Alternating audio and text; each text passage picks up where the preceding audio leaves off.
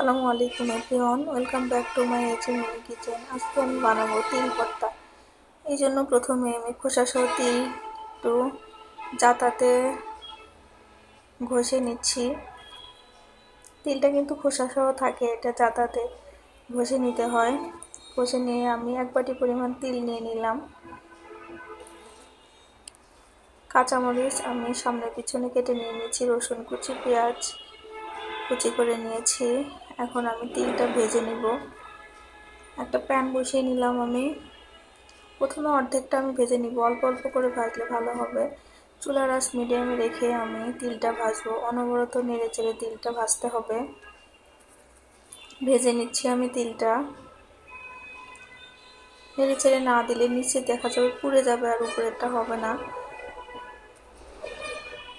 তিল ভাজাটা যদি ভালো হয় তাহলে কিন্তু ভর্তাটা ভালো হয়, আবার পুড়ে গেলে একটা গন্ধ লাগে।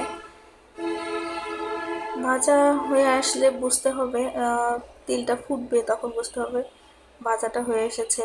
দেখতে পাচ্ছেন তিলটা কিন্তু ফুটছে একটু একটু করে। আমি নেড়ে চেড়ে দিব।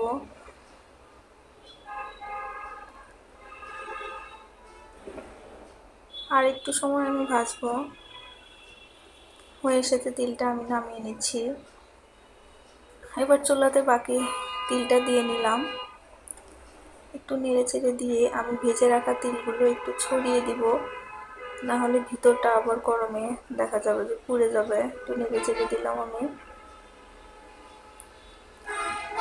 এবার প্যানের তিলটা আমি নেড়ে চেড়ে ভেজে নিচ্ছি। এটাও সেম প্রসেসে ভেজে নিলাম আমি। একটু নেড়ে চেড়ে আমি ছড়িয়ে রেখে দিলাম। এখন আমি প্যান বসিয়ে তেল দিয়ে নিলাম। কাঁচামরিচ পেঁয়াজ আমি ভেজে নেব।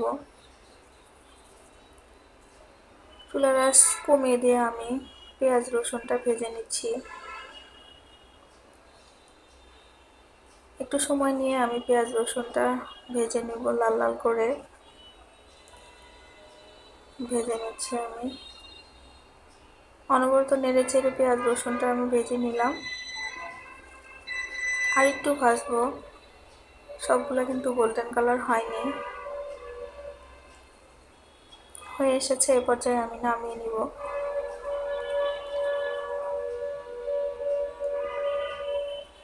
নামিয়ে নিলাম আমি।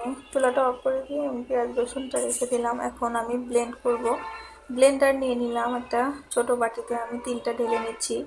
পাটাতে করা যায়, পাটাতে করলে ভালো হয়, কিন্তু আমার এখন আসলে সময় কম, আমি ব্লেন্ডারে দিয়ে নিচ্ছি। সবগুলো তিল আমি একসাথে দিয়ে নিলাম। পেঁয়াজ রসুন কাঁচামরিচটা আমি দিয়ে নিচ্ছি।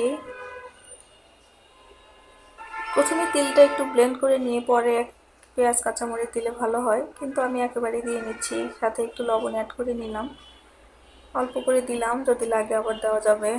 আমি ব্লেন্ড করে নিচ্ছি, খুব তাড়াতাড়ি হয়ে যাবে।